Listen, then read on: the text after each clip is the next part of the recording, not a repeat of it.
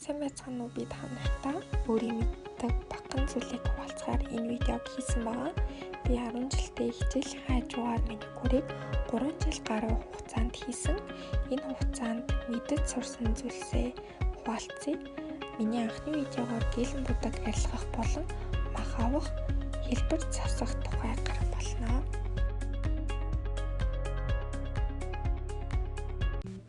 Энэ бодолд маань одоо 10 хонж байгаа. Толгоор болон эрхээ өрөөний humсаа арилгацсан энэ 3 хуруун дээрээ арилгаж үзүүлье. Одоо арилгахад хатуу хураа хэрэгтэй байгаа. Хураан болохоор ийм хэлбэртэй. Дахиад ийм хэлбэртэй. Бас ийм хэлбэртэй гэж байдаг. 3 төрлийн хэлбэртэй хураанууд байдаг. Тэрнээс нь би энийг сонгож авлаа. Хураагаа ерөнхийдөө ингэж барих юм бол гар дэвтэйхэн хураадахад амар идэг. Гэлэн будаг арилгахын тулд эхлээд топын нүрнэ. Топын нүрэгтээ хойдлынхоо маханд өрөхгүйгээр болгоомжтой өрөхгүй бол махаа гэмтэх магадлалтай байдаг.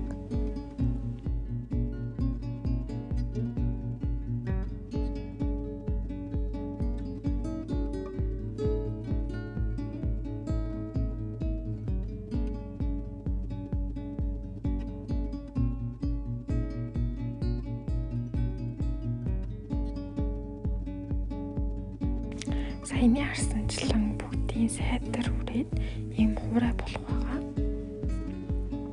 Ингэснийхэн дараа гүүрээрээ гүвэн тэгээд цэвэрхэн нундаггүй болгосныхан дараа нүүр цэвэрлэгч хөвөн эсвэл зүгээр энгийн хөвөн аль нь ч байж болно. Тэрэн дээрээ ацтоно хийн. Ацтонод энгийн ацтон байж болно. Гэхдээ 100% гэлэн будаг арилгадаг зориултын ацтон байвал илүү сайн байгаа шүү. Иймэрхүү нойтон өнгөө бүхэлдэн оросны дараа уран дээрээ тавиад тэгээд тулган цаасаараа орохоо. Тулган цаасаараа умсаа ороосныхаа дараа үзүүрийн чангалаад умсны толио хэсэг рүүгээ нухалсны дараа нөгөө гараараа бацах юм бол илүү битүүмжил сайтай болохоор урдан дэвтдэг байгаа. Одоо үлцэн 2 хуруугаа дэвтээ.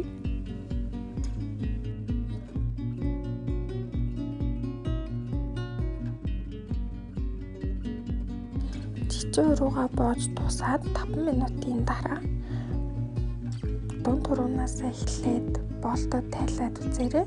Тэр үед нь болцсон байх болно. Тэгтэж дуусныхан дараа махтлэгчээр хусч авдаг байгаа. Эхнээс нь эхлээд авцгаая.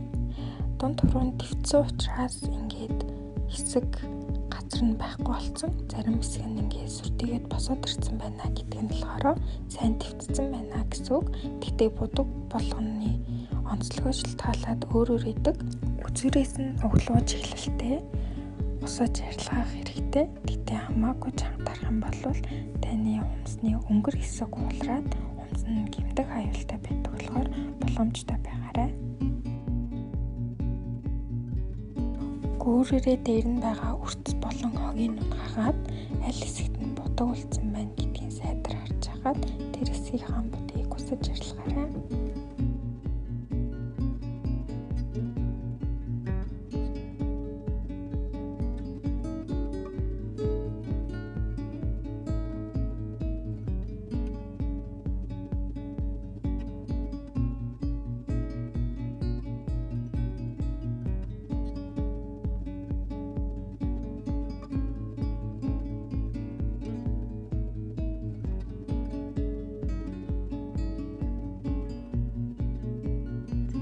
Хэрвээ таны хүмүүс урт бол эсвэл нэмгэн туйлзаад байх юм бол угнаас нь үзүүрлүүгээ чийлэлээр умсныхаа бодыг зөөлөн арилгах хэрэгтэй.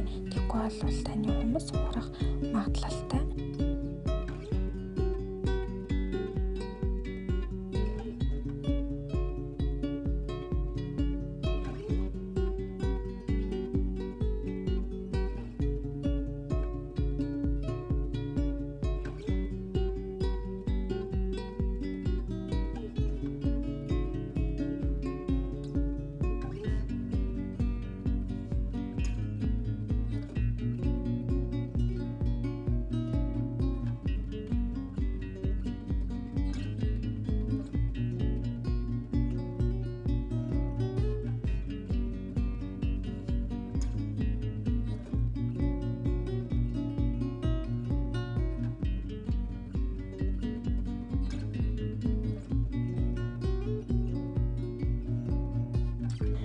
Хөдөлгөөн арилгаж дуусныхаа дараа гарн дээрээ байгаа үрцнүүдийг өөрөөрөө унгаагаад цэвэрхэн болгосныхаа дараа сайтар хараад үзээрэй.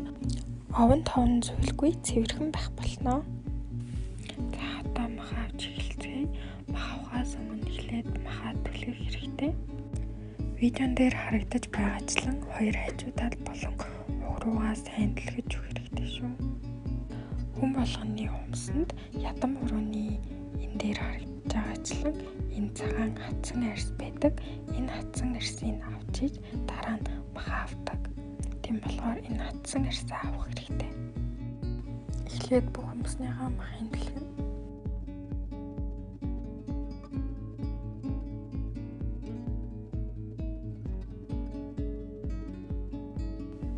Махаа түлхэж дуусныхаа дараа хумсны махны доор байгаа хатсан цагаан арьснуудыг мах түлхэгчийн нөгөө зүрээр нь гаргана. Тижиж махан сүртэж ирээд авах боломжтой болж эхэлнэ.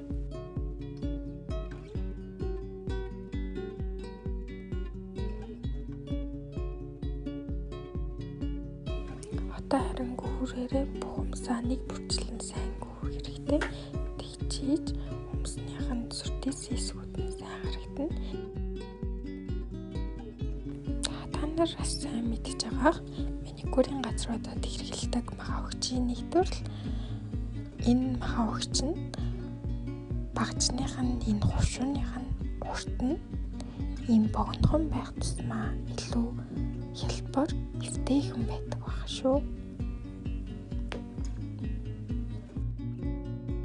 Багжныхаа үзүүрийг мах хүмүүс хоёрын завсар хийж хагаад дэлгээд сайтар хараад үтсэн арьсыг л зөвхөн авах ёстой шүү.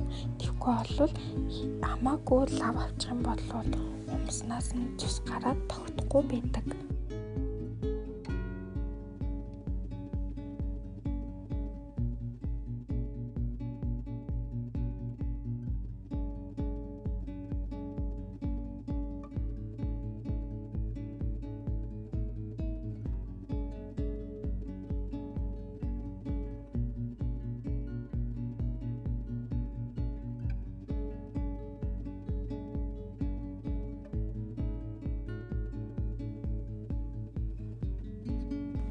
Мах авахдаа татад цулгаахгүйгээр цэвэрхэн авсан тохиолдолд хумс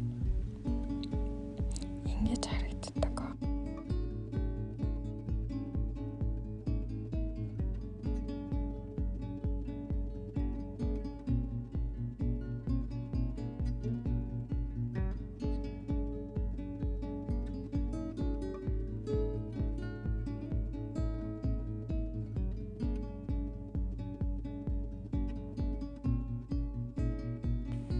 Авч дуусчаад хэлбэрээ засах болно. Хэлбэрээ засахдаа миллиметрийн нарийн хураагаар хэлбэр засдаг. Энэ хураа нь болохоор нийтлэн ширүүн, нөгөө тал нь арай зөөлхөн байдаг. Ширүүн талаар нь хумсныхаа хэлбэрийг засна. За ингээд хоёр талаас нь насны дараа уртаас нь тэгшлэх хэрэгтэй. Тэгжээж дөрвөлжин хэлбэр үүснэ. Та нар өөрийнхөө хүссэн хэлбэрийг ч үүсгэсэн болно. Бүрэнхий, зөөвөн, хагас дөрвөлжин гэх мэтчлэн би болохоор жоохон хурц дөрвөлжин үүсгэж байгаа болохоор үнцгийг баг зэрэгэл үрж байгаа.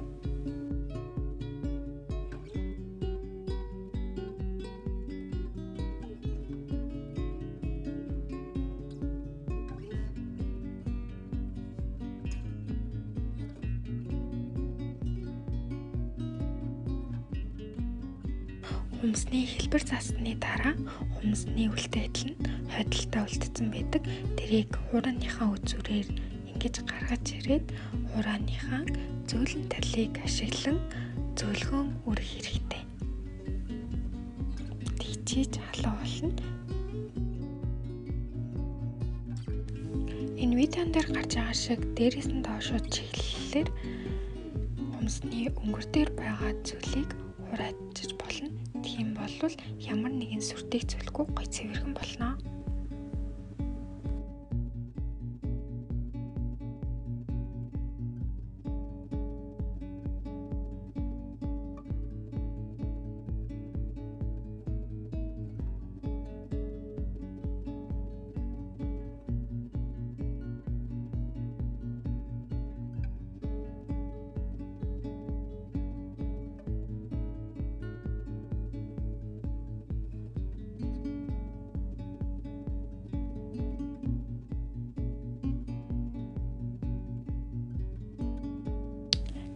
одоо хумсныхаа илүү махыг аваад хэлбэрийн засаад дуусчлаа. Тижээлээ түрхцгээе. Энэ тижээл нь болохоор хумсыг бэхжүүлж хатуу болгодог. Хүмүүс хумсаа амрааж авах үедээ энэ тижээлийг түрхэх юм бол маш сайнаар нөлөөлж дараагийн будалтны үед тогтцсон сайжирдаг байгаа шүү. Хумсныхаа бэхжүүлэгч болон энэ тижээлээ түрхэхдээ хумсныхаа маханд хүрэхгүй байхыг илүүд үзээрэй. Яагаад вэ гэвэл хумсны тижээл бэхжүүлэх зорилттой болохоор маханд хүрэх юм бол хумсныхаа угийн махыг бас хатуу болгоод байдаг учраас махандаа хүрэхгүй цэвэрхэн бутайг хичээрэй.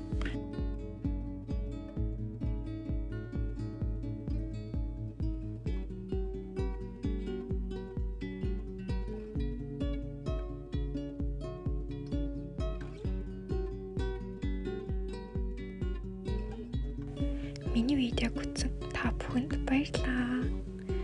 Хэрвээ таалагдсан бол subscribe дараад хажуу талынх нь хонхыг дарахаа мартаваа.